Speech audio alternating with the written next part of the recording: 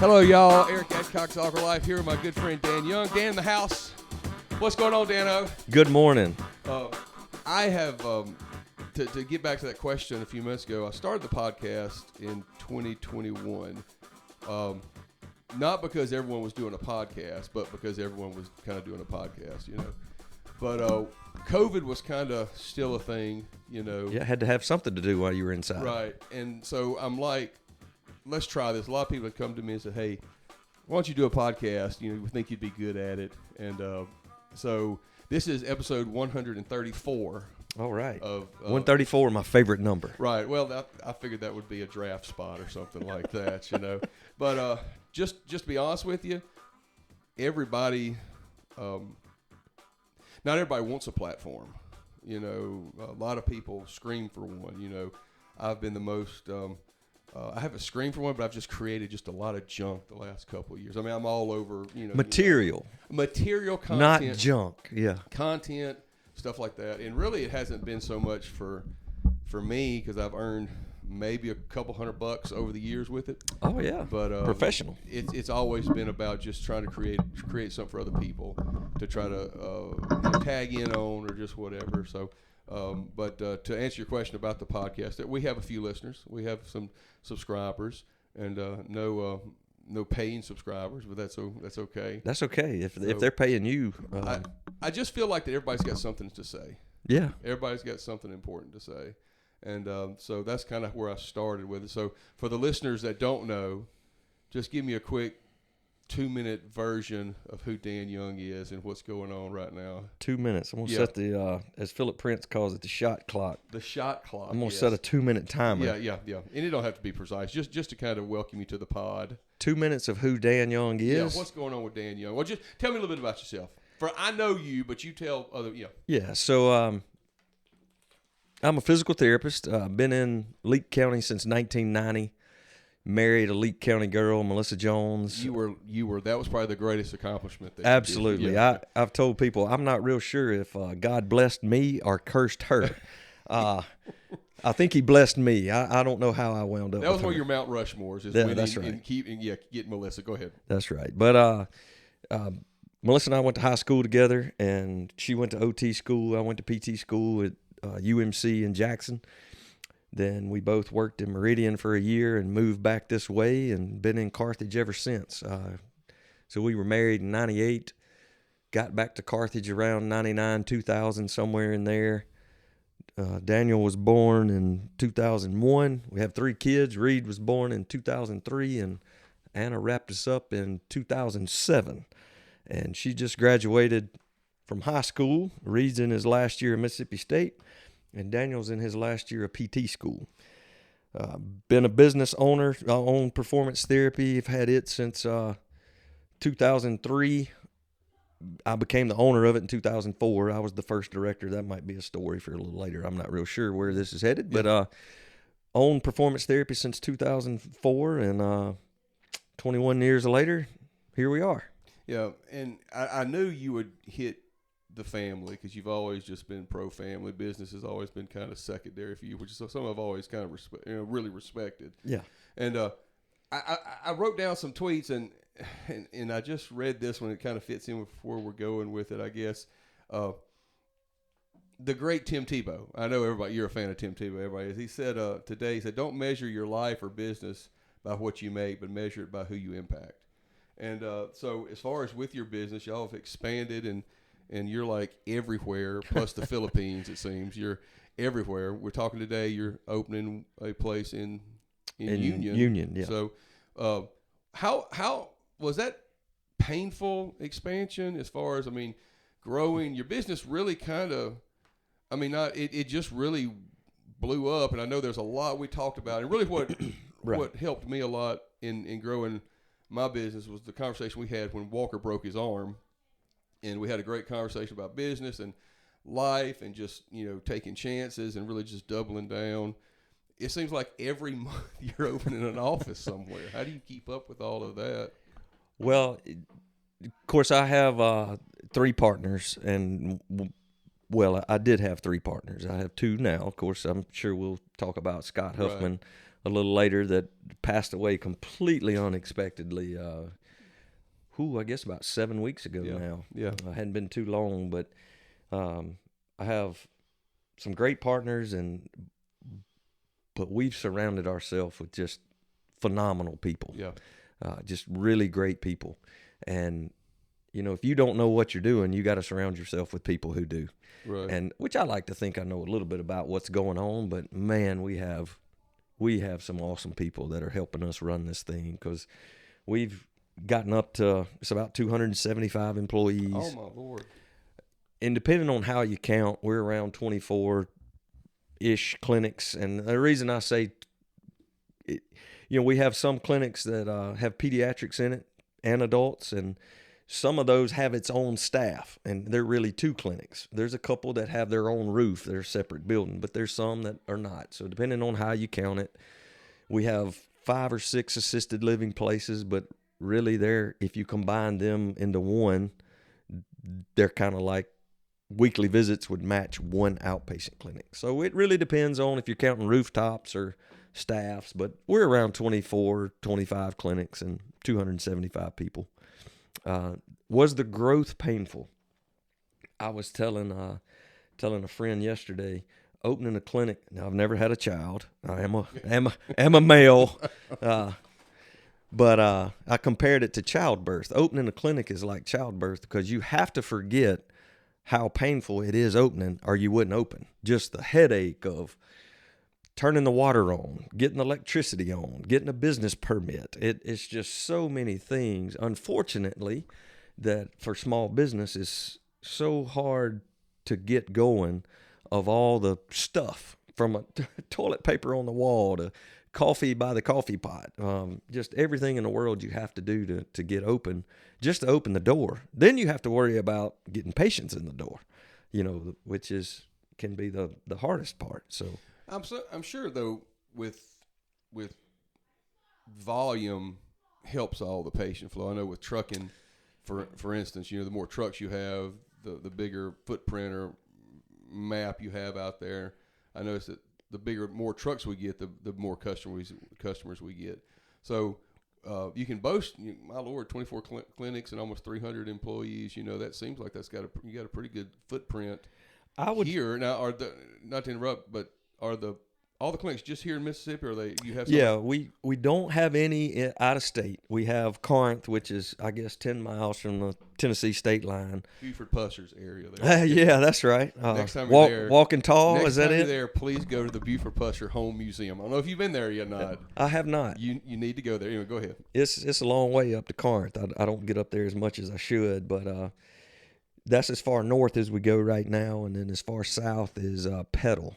They're just right outside of Hattiesburg. We're 5 minutes from the interstate there. When you come, if you're coming our way going into Hattiesburg, we're about 5 minutes from the interstate in Petal. That's as far south.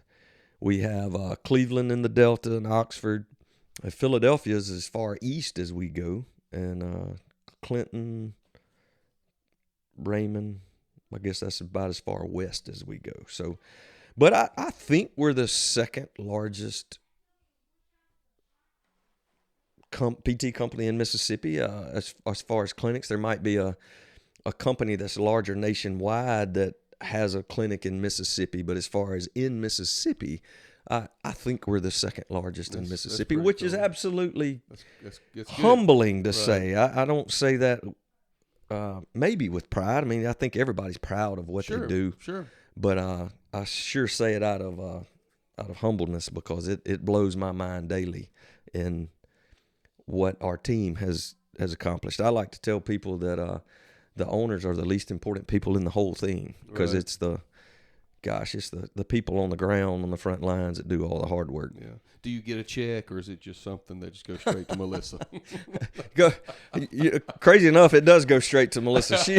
She handles our personal finances, and it goes straight into our personal bank account. So I don't get to see that money. Yeah, I figure that's kind of the way. I haven't gotten a check in a long time. I get the email that has been deposited, but I don't get it. So it's kind of funny with my insurance. It's starting to get a little bit of traction after just not wanting to do it for so many years and just saying I had license. Probably the last 2 or 3 years, I've really just been pushing it. So Holly's really gotten on me. She made a statement the other day. She's, I'm fixing to start handling all this. I'm like, why? You've never had an issue. Well, you're starting to make some money, so now I'm fixing to handle it. So Now she wants her now hands in we're it. going to. But she does like I think she needs to buy a new dress. Right. Well, she deserves handles all of Aaron's business. It's pretty much her and Valinda and Alyssa and KK. But now she's taking on this mess that I do because I want to buy I think the company money is my money and it's not. So, but anyway, so what about expansion into other states? Have you thought about maybe going to Tuscaloosa and just throwing up a rebel flag there? No, not. Funny you mentioned Tuscaloosa. I was a student there for 2 months doing a clinical rotation. Too long ago in the late 90s. I loved the town. It was fun. We were there. And when I say we, me and 2 other friends, they were both OTs.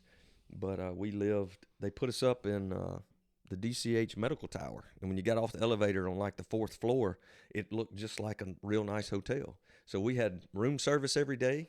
It was really nice. It made my bed. Probably the only time, other than when Melissa makes the bed every day, but it's probably the only time I came back when I lived by myself to a made bed every day when the lady made it. But Tuscaloosa was an awesome town. We were there during basketball season, so it would have been cool to be there during football. But no, I don't know that we're going to Tuscaloosa. Okay. There's been some mention of, maybe getting down across the Louisiana line or maybe slipping into Tennessee because Corinth there's a couple towns above the Tennessee line that is not too far away that we would dabble into later. But we are in a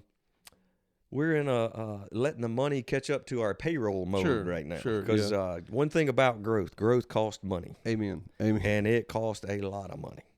And we opened a lot in late 23 and all of 24. We did a lot, and this is sort of a catch-up year for us. And next year will be as well.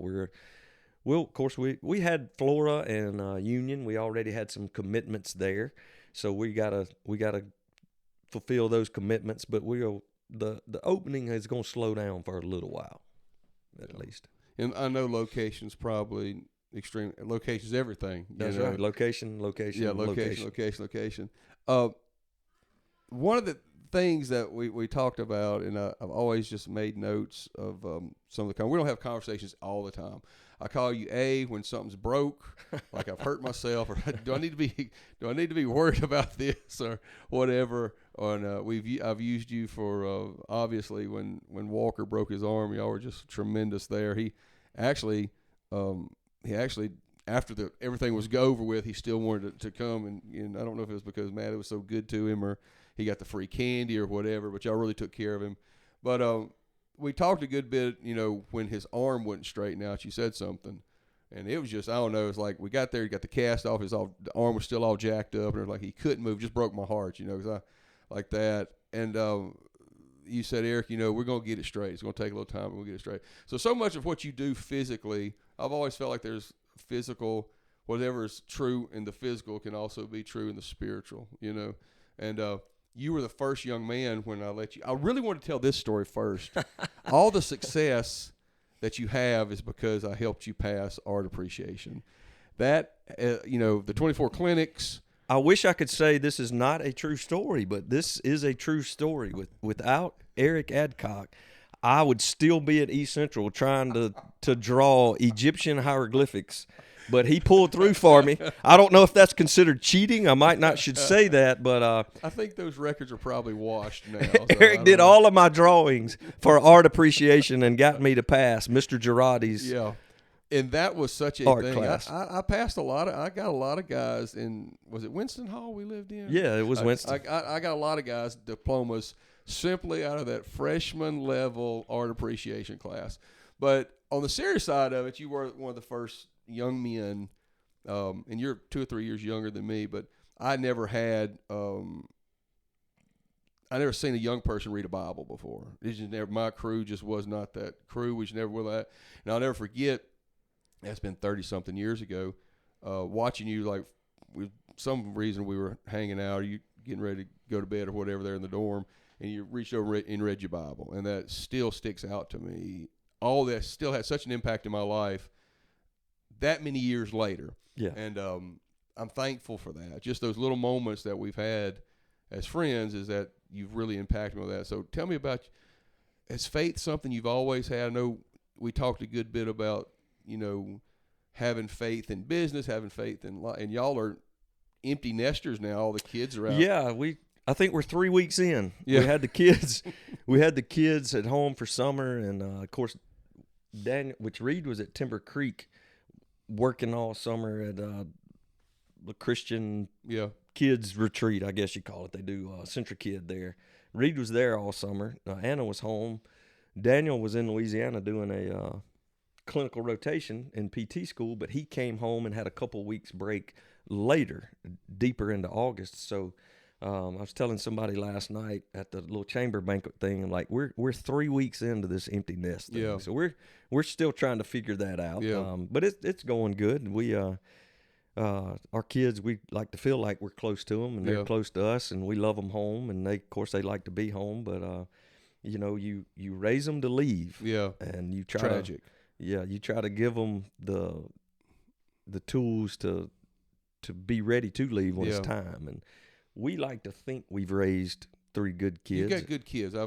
Daniel, I've been around him a little bit. The other Reed and I have not. They've but Daniel plays some ball. But good young man, good young yes sir, no sir type kid. Yeah. So yeah, they're respectful. I prayed for them all to be better than their father. Yeah. And I think we've done that. So Yeah. that's good. But his faith always been in my life. I grew up going to church. Yeah. There in Sand Hill, we went to Mount Pisgah. And if you're from Sand Hill, you live in Sand Hill, Right. but you go to Pisgah. Right. And there's some people, of course, I say this tongue in cheek, because when I grew up in Sand Hill, it was very rural.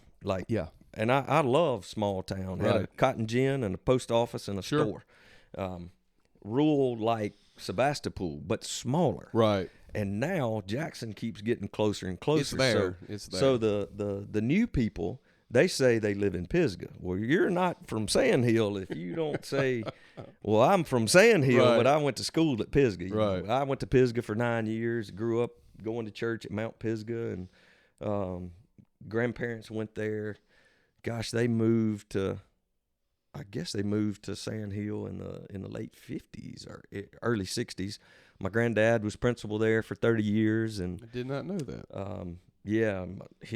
my grandmother, his wife, was a school teacher for, gosh, at least 30 years. I guess I don't really know how long. She taught well into her older years until she passed away of a heart attack. He passed away of a heart attack. Of course, he smoked 2 packs a day. So, he died in 1984. And How old was he? he was 64. Okay, so And he was going to retire from the school system that May, and they were going to move back to Walnut Grove.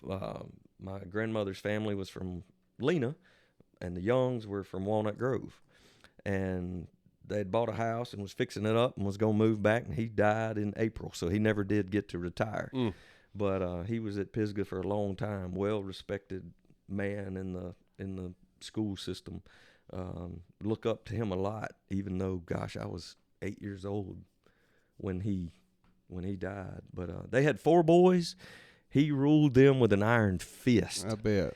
And like serious iron fist. And I like to think I get some of my parenting skills from him, or at least stories from him. I have a great story I probably shouldn't tell, but my Uncle Steve was the rebel of the 4 boys. Okay. Uncle Steve passed away a year ago. Uncle Steve, he liked his hair long. And Hubert Young, he shaved his boys' heads. Right. So Uncle Steve got 4 haircuts in one day, I believe. Oh wow. He came home 3 times, and the third time he came home, in that day, he said, my grandfather said, if that hair is not cut, I'll cut it when you come back home this next time. So he went and he got a real haircut that 4th time. But Uncle Steve was in high school, he was a little bit of a rebel. Well, we lived there in Sand Hill, which is maybe 7 or 8 miles from the Pearl River, and the other side of that's Madison County. Well, it was wet, and Uncle Steve had a great idea. Him and 2 or 3 other buddies was going to take a school bus Right. across the county line to buy a drink or two. You know, whether that was Yeah. alcoholic or not, I'm not Right. real sure, but I'll let y'all figure that Yeah. out. But when they got back to the school, my granddaddy met them at the bus door, and he whipped all 4 of them when they stepped off the bus. School bus.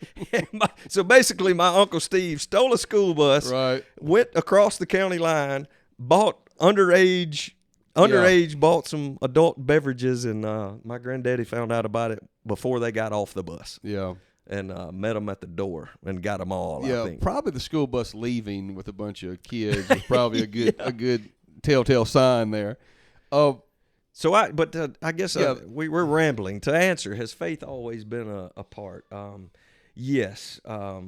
Unfortunately, I have not been as close to God as I should have through my entire life. But grew up in the church and went to church through high school. Of course, was active in the youth group. Always been a back row Baptist. You know, I sit on the back row. Yeah. At Sand Hill, at Pisgah Church, we sat on the 3rd row from the back. And First Baptist Carthage, we sit on the back row. So I've always been a back row Baptist. Don't hold that against me. No. Was active in youth group, stayed active in church through college. And, of course, she's such an incredible human being. She's, like I said, either God cursed her or blessed me with putting her in my life. She's always been a real faithful Christian. And with Scott passing away, gosh, he was 54 years old. Yeah. He went to sleep and he didn't wake up. Well, you know, I had wrote down, in fact, I wrote that down in one of my sticky notes, and we'll talk about this a little earlier than what I wanted to, but I'm glad you brought it up because I did not know. Well, I knew Scott, but we wasn't close. You know, I mean, I knew him when we were in 4th grade or whatever, but still with Facebook and being just all over it, just really got to know his family through that, you know, and I had only seen like 1 or 2 times the last couple of years, something like that. But I guess I really wanted also to come as like, I handled you pretty rough on that. Like I got on Facebook and I saw that he passed away and I immediately called you and I'm like, dude, what happened? You know, it's like, No, I knew y'all were close, but I didn't know that was kind of, it's almost like if something would have happened, you know, it was just blunt, and I apologize. I didn't mean to be so blunt on it. No, you I know? didn't think anything about it. But what I did that night is you kind of told me what happened. I wrote me a sticky note, and I put it by my bed to remember Scott Huffman. And not that I have any stories for the past 40 years. I remember him playing football with him at East Rankin when we were just kids, and but remember just how quick life goes. Oh, gosh. I got that calendar up there. Jesse Eitster had this idea about the big calendar. I didn't buy his $75 calendar. I bought this one for $1.50 at whatever. I read his book, Living with a Seal. Yeah. So I know of. I ain't like I know Jesse. I know of Jesse. Yeah, I mean, he married a multi-billionaire, so that helps him a good Yeah, bit. that's but, right. You know, he's a very creative guy. Yeah. And so when he had this idea, I'm like, I want the big calendar, but I didn't want to pay $75. It was like $50. His calendar's huge. Yeah, it is bigger than that one, Yes, obviously. You know. yeah. But this one's big enough. So what I did was when I first got it, and don't let me forget about, I want to go back to what you were going to say about Scott, but I started marking off days that I felt like were already ate up or you know, they were spoken for. Like, so we're in September, and first thing I did back in December, I started marking off days that they're non-negotiable for us and our families, church and prayer time and things like that. So those days are off the books unless something, you know, happens, all that.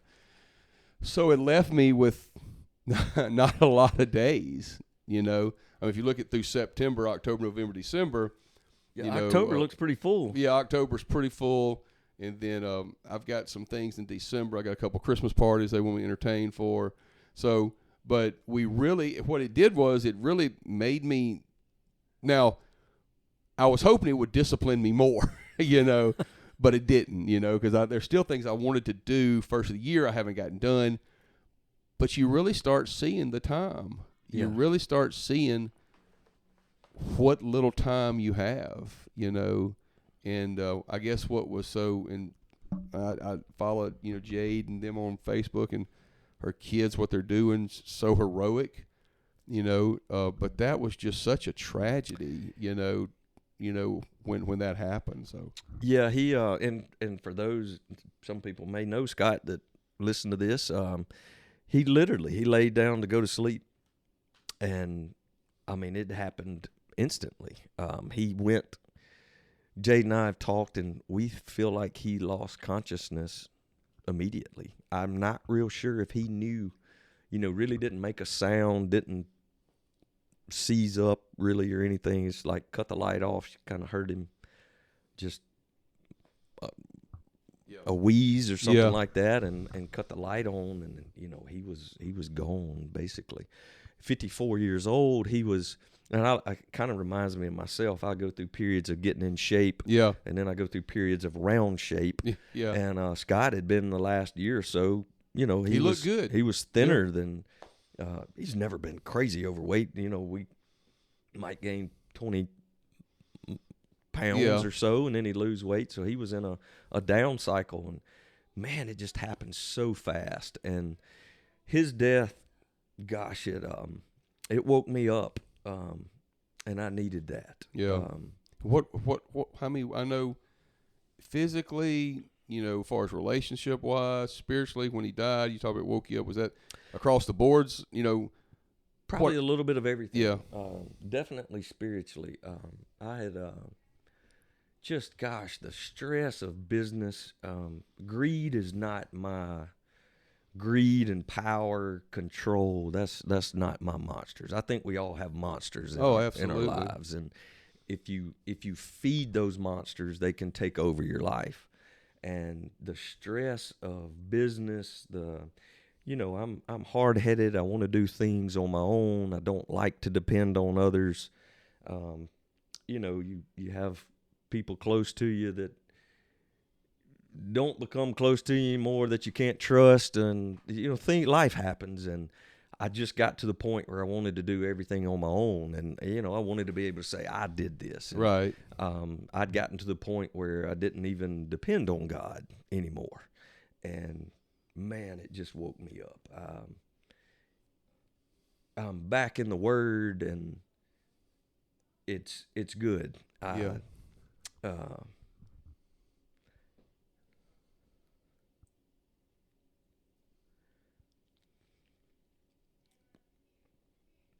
Told this a few times.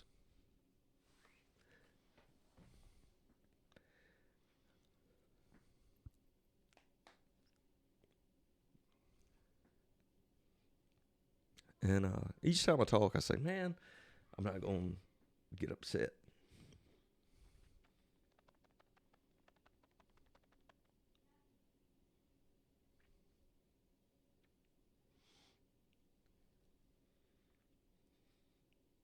And then here we are. Yeah. Take your time, man. Yeah.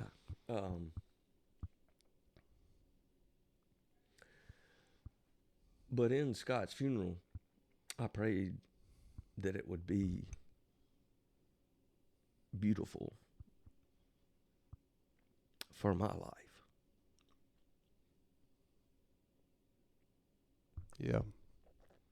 We never do know, sort of like the Tim Tebow thing we read earlier. It's like, what impact are you having, And I'll be honest with you, when that happened, I wrote me a sticky note and I put it by my CPAP machine, because a lot of times I'll go to bed without, again, with everything that goes on in life, sometimes I go to bed without texting Jackson. He just lives, big mile away, or hitting the family chat, or telling Walker, he's corral him to bed or whatever. And sometimes I just forget that life is just it's a blink of an eye. It's a vapor. It's a vapor. That's what the Lord talks about. And you know, when I was reading this morning, so I made me a note, and which I know things are still so open. People are still mourning over that. But if I had to say anything to Jade and the kids, you know, Scott's life affected me for not even, but I was never even really that close to him. But just knowing that it's helped me become more. I've always thought I was others focused, but you know, sometimes you're so others focused, you're not home court focused, you know. Right. So it's helped me become more home court focused. And a lot of times we don't realize what the Lord's really doing, and then He uses something like that. And I know that if Scott was, he would love the fact that his life is still ministering to people. Oh yeah. Yeah. I made a Facebook post. Of course, anybody that was close to him, we all did. But you know, it just wouldn't be fair. You know, Scott and I, we first met in 1995 in PT school. So we'd been friends for 30 years, and for 20 years we were close friends. And the last 10 business got in the way. Business is tough on friendship. Yeah. Yeah. And I made the post where, you know, business takes a toll on friendship, and if that toll is not paid, that friendship will be no more.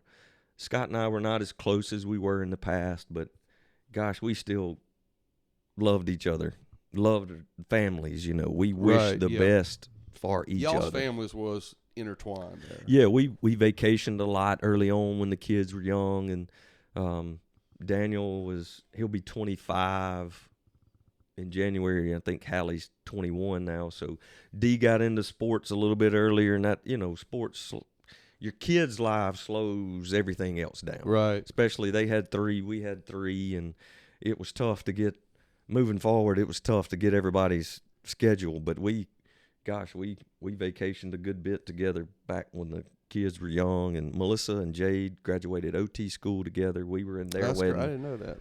We were in their wedding. They were in our wedding. So a lot of history there, and it just his death has been beautiful in my life. Yeah. Yeah. It's really brought you. I could tell.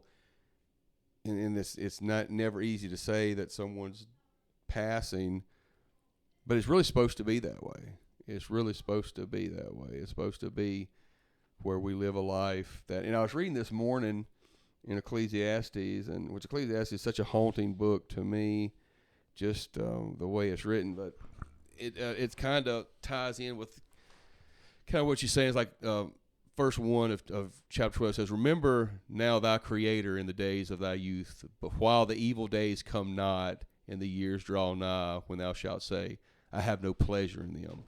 And it's like the older we get, things get in the way. And, right. You know, so your faith early on in life, you talked about that, you know, really establishes you as you get older. And obviously we all go through dry spells in the spirit, but, you know, you always come back to it, you know. And one of the main things that I've always wanted to pick your brain about was your Ironman stuff that you did.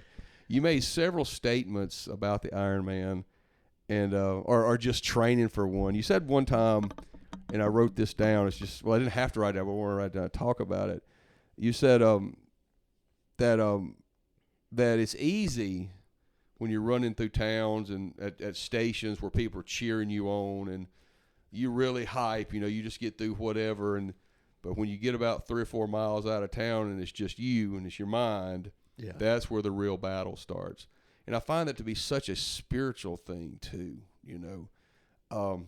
I've watched people come in to church and everybody just wraps them up, and that's how it's supposed to be, wrap them up and things like that. But then when it's time for them to kind of, when they're alone or walk by themselves, that's when the really struggle starts. So right. I've always said that we need 3 things in life. We need spiritual, physical, and financial blessings every day.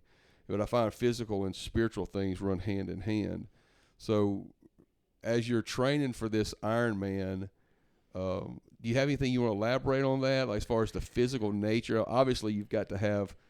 So I tried to get you to go go eat Chinese with me one time while you were training for this thing. You totally turned me down because it wasn't a Friday or whatever. So well, it's a good thing this is audio and not visual, because if it was if you had some visual cameras going on, everybody would say, "Well, he's not running an Ironman right now." Yeah, I love to elaborate on that. I played sports in high school: football, basketball, baseball. I don't really like talking about it, but I love talking about it because I don't want anything I say to come across as arrogant. But in high school, played sports. We were my senior year at Leak. Leak had some down years before my 10th and 11th grade year. We won 4 games total, and then my senior year we were able to win 5 games. We had a winning season. We were 5-4, and we lost the state championship my junior year. We won the state championship my senior year in basketball. Leak has not had a lot of baseball tradition, but we won the conference my senior year. So super competitive. I love competing. I love winning. I don't know whether if I hate losing more than I enjoy winning. Right. Because losing sucks. Right. Despise losing in anything. So was super competitive. And then when you get out of high school, you know, your whole life started playing baseball when I was 6 years old. And little league, farm league, they call it whatever, minor league, little league, played baseball really early age. And then the other sports came along when junior high started, because they didn't have all the travel sports back then, So, your whole life you're playing sports, and then when you graduate, you don't have that. Right. So, triathlon was a way that I could compete. Yeah, I mean, there was times we competed against other people, but most of the time you truly were competing against yourself. Yeah, yeah. And started training, met Michael Weaver through triathlons. Yeah. I knew of Michael. He was a year older than me. I'll throw that out there. We knew of each other at East Central, and we saw each other at some triathlons, and we'd say hello, and man, we need to train together. And then one day we did, and my gosh, we've been super close friends ever since. I've met some great people through triathlons, through Ironman, and the training. I will say the training is what I miss the most, because that's when 4, 5, 6 guys would just spend hours together running or biking. And, I did try to do, sometimes I was, we as humans, we like to judge. And we were judged by how much time we spent. But we did our long runs on Sunday morning before church. I would be back from my run sometimes on Sunday before my kids woke up. And we woke up and went to church as a family. And there were some long bike rides on Saturday. I'd be gone till lunchtime, or, when the bulk of the training started. It's not like you went out and did 6-hour bike rides year round. We had a 13-week training schedule where we would gear up for Ironman. And, if you knew me at Sand Hill or knew me at Leak Academy, I am not a blessed runner. God didn't put me on this earth to be a distance runner. Yeah. So that's where I wanted to say, there's no arrogance in my Ironman stuff. I'm a heavy runner. All of my adult life has pretty much been 200 pounds or more. I probably weigh 220 right now, so I definitely need to lose a little weight. But if I can complete an Ironman, anybody can. Yeah. And I was able to do 4 in my lifetime. Wow. So it was such a fun season in my life, and the training was fun. The event was fun because it was supported. You had people. The start of an Ironman in an ocean is just a sight everybody needs to witness. 3,000 people lined up on the shore.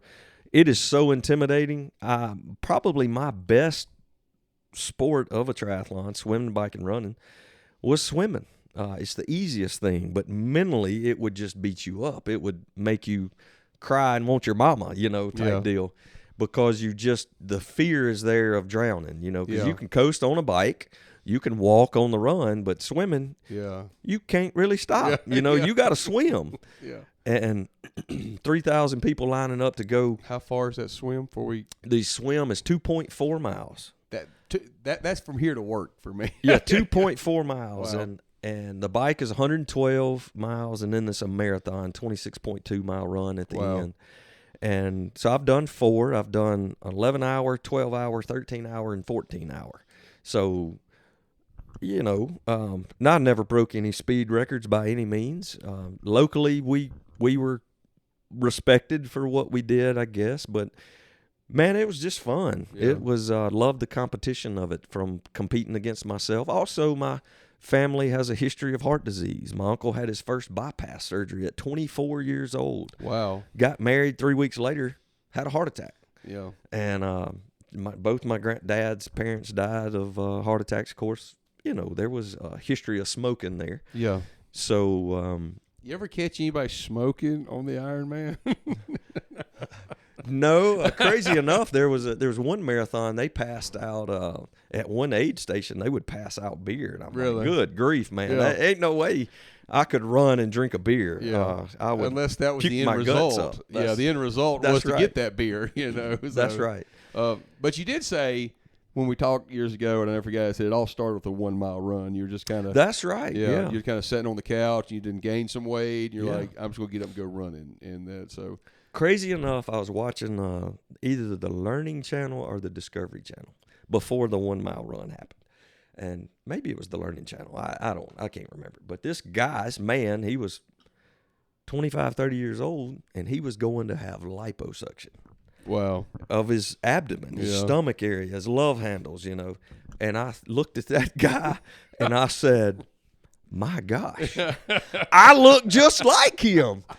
And I'm like, okay, I need to change my life. And went on a 1 mile run. And when I say run, it was a 1 mile jog. Right. It definitely wasn't below a 10-minute mile. It might have been a 12-minute mile. I can't remember, but playing sports, I mean, it might have been a 10-minute mile because I wasn't too far removed from high school sports and wasn't in terrible shape, although I did look like somebody that went and had liposuction. Right. So I ran, jogged a half a mile and turned around and came back home and just started running. And the Neshoba County Fair, we used to go to the fair, and sitting on the back porch one morning of the fair cabin we were at, you could hear the racetrack. Yeah. The Heart of Dixie Triathlon was going on, and this 72-year-old man, I'm sitting there 18 years old. Right. 72-year-old man crosses the finish line, and I just was happened to be listening to the speaker,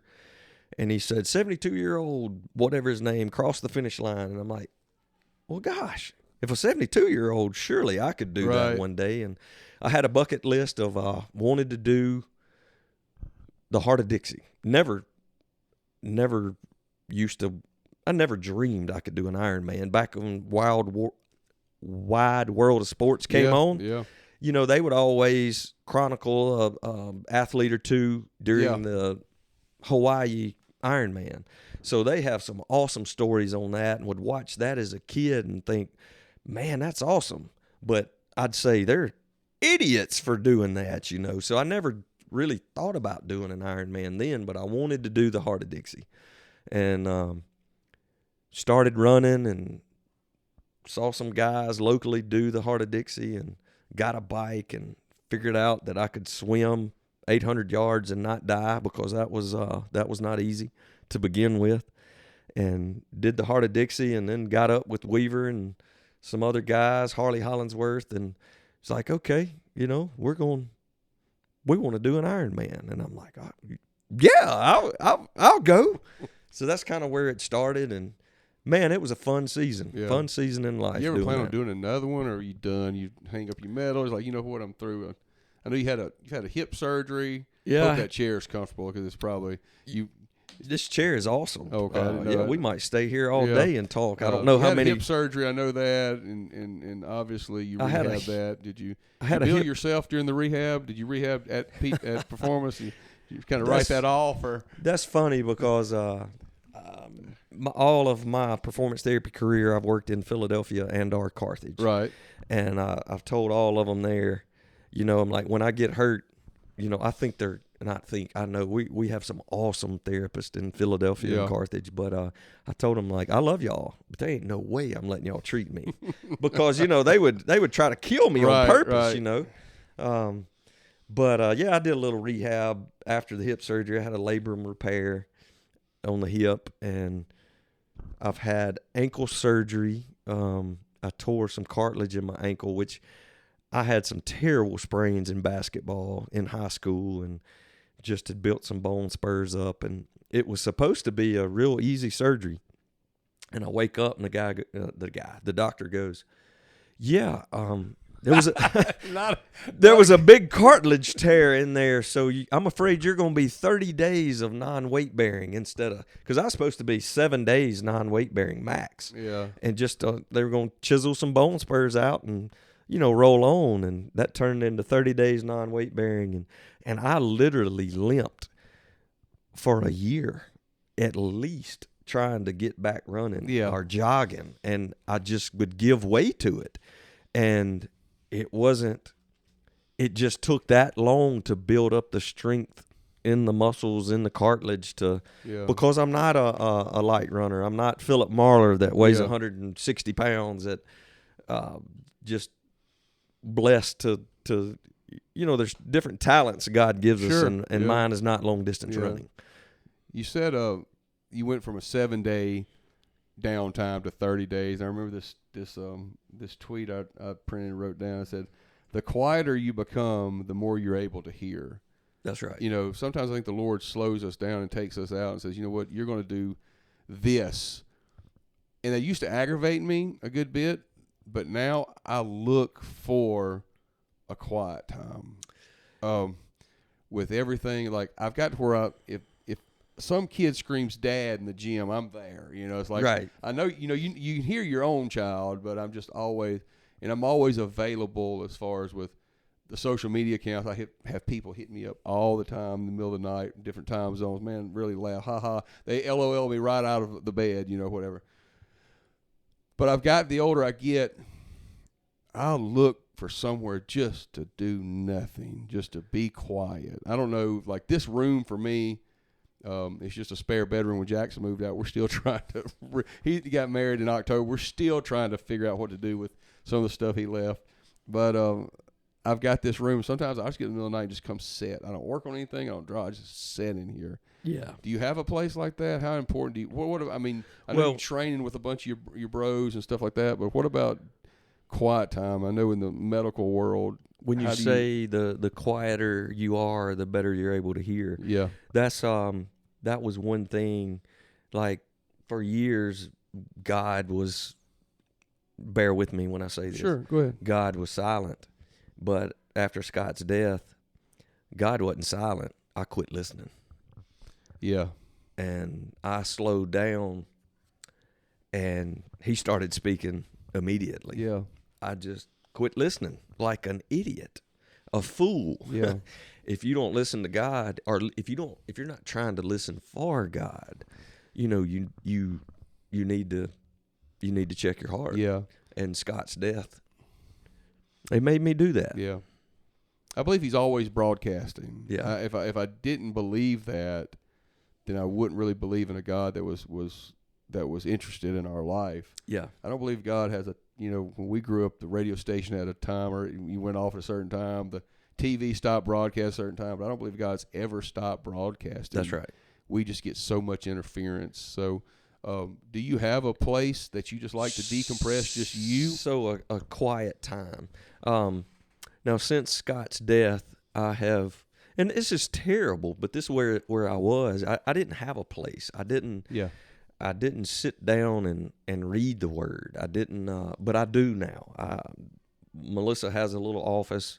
We call it her office. I don't know what she does in there. She stays in there all the time. But in the mornings a lot, or sometimes after work, I try to do it in the mornings. I go in there. There's a daily devotion that I listen to. It's 10 to 15 minutes long, sometimes 20 minutes long, 10 to 20 minutes long. I listen to that in there. I've sometimes listen to it driving, but man, my mind gets to going everywhere. Sure, yeah. So I try to get in a quiet place, which is that office that's off to the side. It's kind of away from the rest of the house a little bit. But another thing I've always done is exercise. I love, this is crazy, but I love running. Yeah. I love biking, mountain biking. I have 8 miles of single track trail behind my house that I've made through the woods. As a kid, we had some woods behind the house. It didn't even belong to us, but I love building little trails in there. Yeah. And I'm still a kid at heart. I tell everybody I'm probably the most immature person at work. I'm 50 years old, but dadgummit, I have not grown up. Right. And I'm trying my best not to. So I make those trails, and, the limbs, the grass, the leaves, they're always there. And that's a stress reliever for me, going out there and working on those trails. Yeah. And they're, I've got some little bridges going over wet spots, and yes, I am proud of those trails. Yeah. They look terrible right now because I've battled plantar fasciitis this year, elbow tendonitis, shoulder tendonitis, and this is the first year that I have not gotten them back in order. Yeah. And that's one thing I plan to do. But I would go ride on the mountain bike. To do 8 miles, it'd take a little over an hour. To run it, it'd take an hour and 20 minutes. And some of the times when I've been hurting the most, I'll go run by myself. Yeah. I have a friend, he's a close friend, that he loves exercising, but he loves exercising with people. Right. And I love training with my closest friends, but man, I'll go bike riding in a heartbeat by myself. I'll go running by myself, and sometimes that's my quiet time. I have talked to the Lord in the past while I've been running, or running a chainsaw or a limb cutter. Yeah. Cutting limbs out of the way, or leaves. And that kind of goes back to life. If you don't pay attention Yeah. to it, your life can get dirty. Well, Yeah. if you don't keep those trails clean, Yeah. they're going to get dirty with leaves. The leaves fall year round, not Yeah. just in the fall. So it takes effort, and it takes work to keep your spiritual life in order, Yeah. or to keep your house in order. Right. Even. It's I have a little bit of land out through here, so I had all I really wanted was, I told the operator, which he works for my father-in-law, I said, he take the dozer, said, all I want's a dozer length, push through here. Just come around the deal. I just want a place to walk, all that. Well, I had no idea that there was a wet spot, because all they grew. Well, the big dozer got stuck, so they brought the track hoe out here. The track hoe brought the mini track hoe out. So 4 pieces of equipment later, they finally get me a trail out there, and I love it. I'll walk it, but it's not. It's just maybe, I don't know. It's not very big. Well, anyway, so I try to get the mower back there and cut in the bush hog or whatever, and it's like a mess. I just haven't got to it. But Walker decided he was just going to dig. I don't know if he was plotting my death, but I've never seen a kid dig a hole in the middle of the trail. It is knee deep, and it's just about 3 foot wide. And he said, "Come see what I did." And I'm like, "Wow, it's a death pit right there in the middle of the trail." So Walker and my dad must talk, and, and we don't know this, because my dad somehow will end up. A lot of my trail is single track. There's Right. some spots that almost all of it I can fit a 4-wheeler with a little Right. sprayer on it. I can fit a 4-wheeler through it. But when I blow every year I blow the leaves off of it, and I blow the leaves off for shoulder width Sure. wide.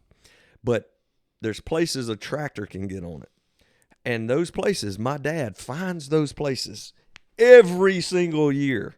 And there's been times I've had to cool off before I go in and be like, "Daddy, what are you doing?" Like, I've worked so hard on those trails, and he'll be like trying to scrape up pine straw with the box blade. I'm just like, how does he think that's a good idea? So I think him and Walker must talk. Yeah. But finally convinced my dad to stay off the trails with the tractor. Right. So that's always interesting. He's dug some good holes in the middle of my trails, Right. but with a tractor. So he might be a little more dangerous than Yeah. Walker. You learning anything new? Where you try anything new? I'll give my little fence analogy here. Like it took me I had built this little privacy fence here because I've had to cut some trees over here. Used to that you couldn't see back there, but now you can. And so I got into cold plunging like everybody in the world did. Yeah, I have a cold plunge at the Carthage Clinic. So I bought. Well, mine's probably not that technical. Mine's a Rubbermaid 150-gallon Rubbermaid. I bought it from Tractor Supply back here, but I wanted some privacy there, so I built this little fence. But I'm not a builder. I'm not a carpenter. I'm not a constructor. Right. I'm a painter. I'm not a builder. You're right. Yeah, I'm not even a painter. But anyway, so I went to the store. First I did YouTube channel. Like I wanted to know how to build a fence, And I had asked one of the carpenter friends of mine. He didn't really want to help me with it. He has other stuff to do. And so I started YouTubing, looking for things, how to build one, how to level it out and stuff like that. So I didn't even buy the materials all together. Like I bought everything separate. Like I went to down here to Eastham's and I was like, Marty, I need 3 4x4 posts. What are you doing here? I'm building a fence. Well, you want it all? No, don't give it to me all. So that's intimidating if you get it all. Right. Well, it was very intimidating and a mind block to build something I've never built. But anyway, I did it. So I learned something new. Now I want to picket fence the entire property. I want to just do everything with it. So I guess what I'm saying is like, are you learning? What's the price of learning, or what's the importance of learning something new in your life and doing things? And you've done, you've had great accomplishments in business. You've had a great accomplishment in your physical. What is something right now that you may be learning new? Is there something new you're taking on as far as a hobby or a habit or anything like that? This habit, this other thing I read real quick. It said, this guy, and I cut down page, that quitting your worst habit will change you faster than starting the best habit. So, that's solid. Yeah, it really is. Because now I'm thinking, man, if I could just quit getting up in the middle of the night, eating junk food and things like that. Yeah. But anyway, it goes on and says, stopping the leak before you fill the bucket. So my thing was with this fence was more of a mental block of really stepping out and doing something because I hate to fail at things. And failing is kind of like losing. It's just not fun. It's not fun, but you learn something from it. That's right. And we've all learned. Are you learning anything new this year? And that could be anything. I feel like you're asking questions, and we get to talking, and I never really answered the question. But I do want to talk about failing. Yeah. Because, there are some people that I feel like respect me or yes, what we've been able to I do. Respect you. Yeah. And I haven't always had it together. There were 2 times that I failed miserably, but and I always tie everything back to sports. My senior year, we were 34-6. Man, I don't remember much about the 34 wins, but the 6 losses. Yeah, I remember the 6 losses. They suck. And we never beat Hillcrest. My entire high school career, we never beat them, and I've never forgotten that. That's crazy. But in PT school, my first rotation, it's not even a full rotation. You go out a half a day. You go out 4 hours once a week just to introduce yourself to the clinic, or letting them introduce you to the clinic, really. And I went to an outpatient clinic, and I will admit, man, I was terrible. I was scared to death. I was 20 years old. I wasn't even 21 yet, because I graduated high school at 17, went to East Central, and back then I went to PT school so long ago, it was a 4-year degree. The PT part of it was 2 years. It was a 2-year program. You went both summers, so it was 6 semesters crammed into 24 months. And 20 years old, they send me out in the clinic, and I was absolutely scared to death. Well, I'm a little bit of an introvert, or really a lot of an introvert. How I became a PT, I have no idea. So I was nervous, I was quiet, and I talked to some of the patients, but I went 4 days, 4 times, once a week for 4 weeks. And on the last day, the CI's clinical instructor, he tells me that if I was a senior PT student, he would fail me. That was devastating to hear. And I don't feel like it was fair, because he didn't tell me that on day 2. He waited till day 4. And if I was doing that bad of a job, I feel like he should have told me, hey, you need to do this to get better. But looking back, it was the best thing. Gosh, I can't talk. It was the best thing that happened to me, because from that clinic on, I'm like, I will not shut my mouth. Yeah, I'm going to talk to people nonstop. And, you know, it drove me. And that CI, this is the pride. You know, I'm still human, you know, but sure. He asked me for a job not too long ago. Did he really? Now, we didn't have a position open. And he wasn't a Hillcrest graduate, was He was not that I know of. Okay, we make sure we're going to get back to that. Yeah, not that I know of. But that drove me, and that failure made me better. Failure is more important than success, you think? As far as growth, I mean, as far as making who you are, if we go back to the Tim Tebow quote about, you know, the impact you make, you think you learn more out of failure? For me, Yeah. For me, failure has been better than Ain't that something? changed my life more than success. Ain't that something?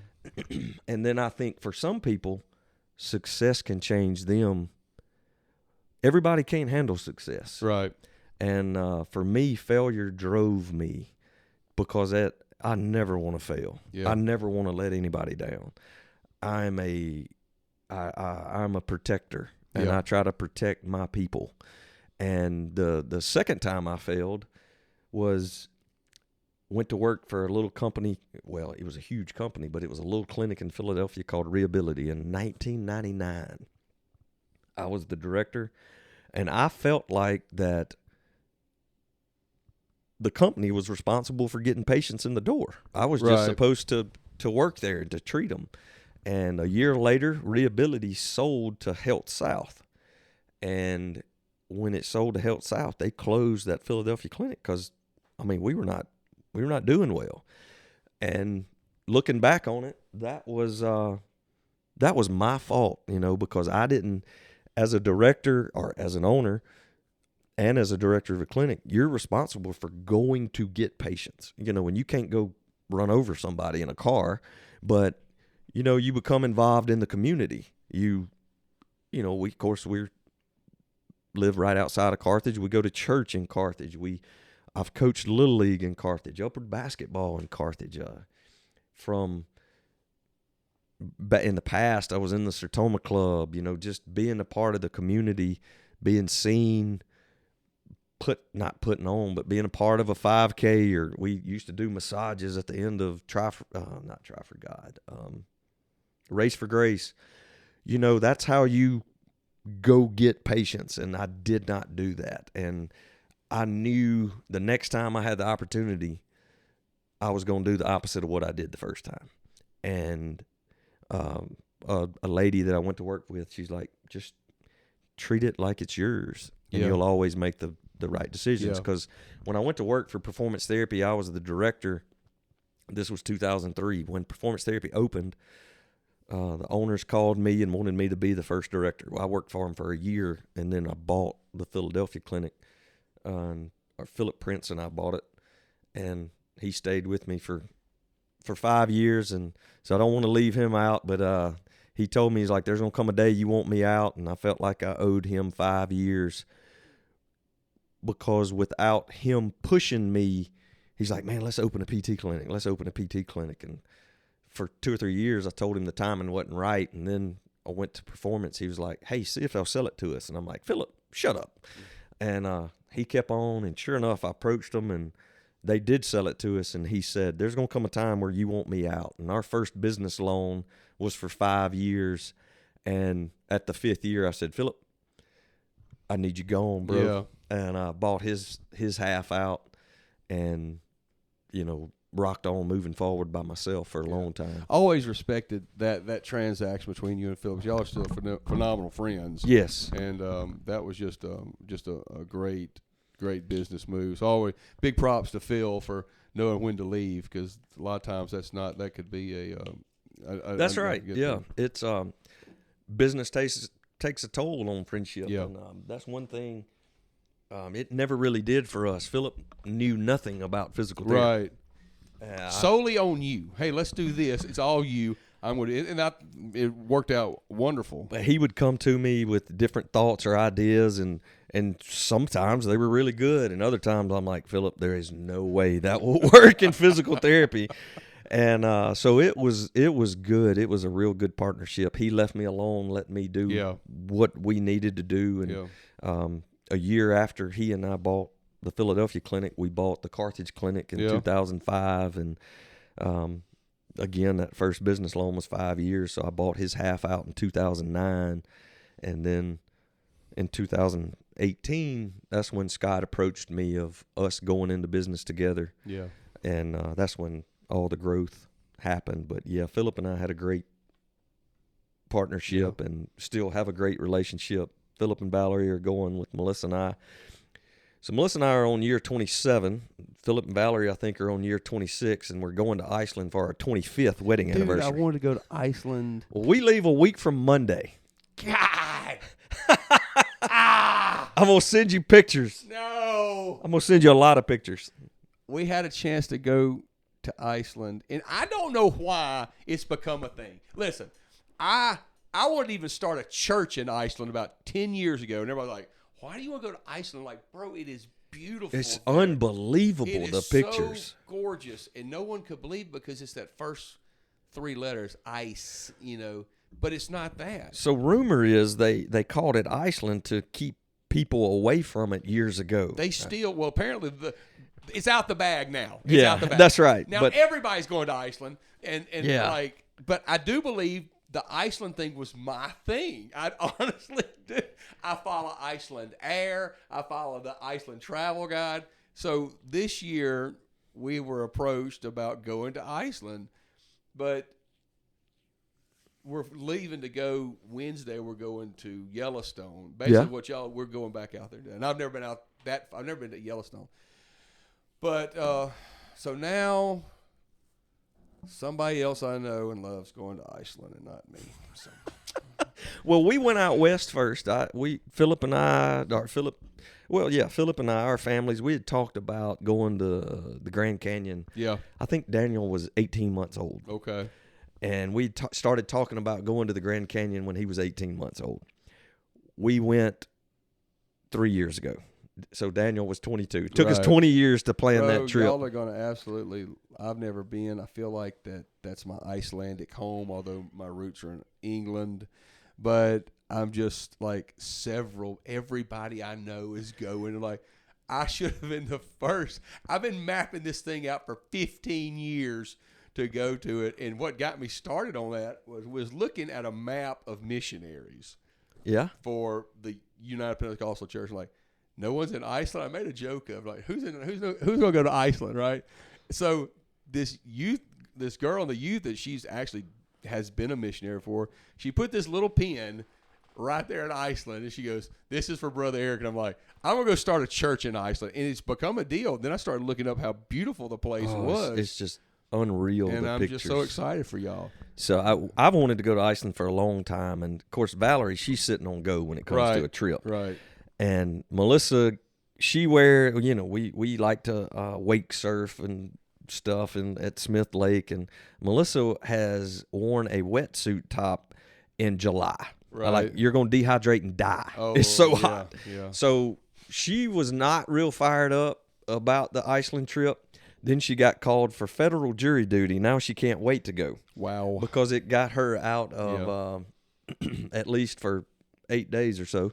It's going to get her out of jury duty. Maybe she can avoid it altogether since we are going. But Philip was kind of not wanting to go, and me and Valerie just took off and ran with it, planning the trip. And I want to get y'all's cheat notes when you get back on it, because that's the people that have been. I'm like, that's great. So, but we diverged from going this year because Aaron and Debbie, they go out west every year, and he just bought a new motorhome. He's just coming off shoulder surgery. And we're going to go out there with them. So we're good. We're good to do that. But anyway, I'm excited about the Iceland trip. Yeah, we have an itinerary. We used a travel agent out of Mississippi. She had or contacted somebody in Iceland, and we kind of told them what we were looking for. I've had a bucket list of wanting to see the Northern Lights. We talked to the local guy. His name was Goo John. Goo John told us the Northern Lights was absolutely beautiful Tuesday night. He said sometimes you can see them, sometimes you can't. So I hope I get the bucket list of getting to see the Northern Lights Well, exciting. at Man, Iceland. That's So- encouraging. But one day I mentioned it, and Valerie had kind of always wanted to go Yeah. as well. And so I'm looking really forward to the Iceland Yeah. trip. And Well, I'm excited for you. so we're dragging Valerie and I are dragging Philip and Melissa along to our Iceland trip. Well, somewhere there'll be a basketball goal there, and Phil He'll probably get to shoot a basket He'll shoot something in there, and he'll do in good. But Iceland. Yeah, I'm extremely excited about that. Not one bit of jealousy at all, because I'm just going to take all y'all's notes, and then in a year or so, we'll do that. Dude, I want to wrap it up real quick with just one simple question, okay? What advice would you give your young, if you could go back, you said you're 50, if you could go back to the kid at the I don't know, at the dorm, or just starting out, or maybe before you got married, what advice would you give the young Dan, the Dan that had hair, the Dan that I had a 90210 fade. right, the Dan that was the prep Dan, what advice would you give your younger self? I guess it's a few things. Man, when you told me that I influenced you in a good way by me reading my Bible at East Central, and you told me that years ago, it was almost shocking that I had influence on somebody in a positive way. And that's one thing I would say is you just never know when somebody's watching, or you never know when extending saying a kind word or extending a hand when somebody needs a little bit of help. And I mean, to me, it's not really even help. It's just, just doing what you're supposed to do type thing. How much it matters to people. Not to lose sight of that. Because it's big. I bumped into you at Do-It's. Give a shout out to Do-It's real quick. Do-It's. Bumped into you at Do-It's and in front of the Coke machine. I was in a little dark period in my life, and we had talked with business when Walker hurt his arm, and man, we just talked business. We just talked. I've always enjoyed talking to you, but that conversation, man, it was just such a normal conversation to me. Yeah. And man, in Do-It's, it was all I could do not to fall down in the floor and cry like a child, because you said how much that conversation changed Yeah. your life or your business life. And it floors me.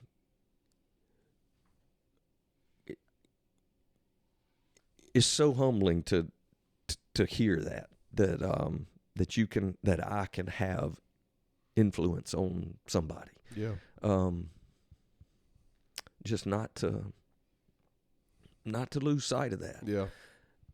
Is of the influence you can have on other people, of the effect, the good effect that you can have on other people is the advice I tell a young person, a young Dan. And the other one is, don't ever stop listening to the Holy Spirit. Yeah. Yeah, he'll lead and guide us, won't he? Yep, God's good. Yep. Attention is one of the most is a very precious commodity. It's a Yes. very precious commodity. Attention, and I hate to use the word influence because it's so demonized over social media, influencer, all that. But attention, when you give somebody your attention and give somebody your time, it means the world to people. Yeah, I saw I don't guess it was a meme. I guess it was a quote. This was a few years ago. And it said, hey, when somebody crosses your mind, we don't reach out to them Right. and tell them.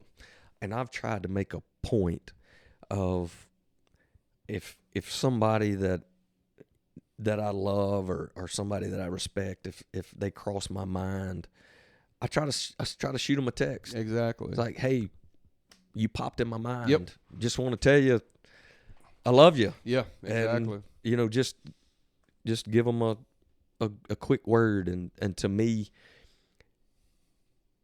it just means so much. And when people have done that in my life, Yeah. and I have tried to make a point of doing that. A couple years ago, I just try to just a simple text. You know, it doesn't take long to send a quick little text or a phone. And you know, for closer friends, maybe it's a phone call. Yeah. But it doesn't take long, and sometimes it can mean the world to people, because it has to me. Yeah. When people just show they care. Yeah. Yeah. Well, I love you, bro. I appreciate you taking the time coming to my house, and It looks like we've been talking an hour and 15 We minutes. have, And we I have, was and, really worried. I'm like, you know, some of these people he's talked to for over an hour, and I'm like, there's no way yeah. that he's Well, going to be able to talk to me for an hour. Oh yeah. And it won't be the last time.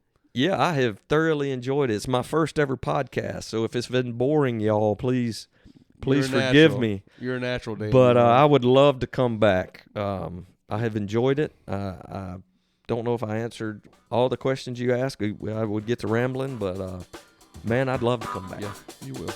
You coming back. Love you, buddy. Love you.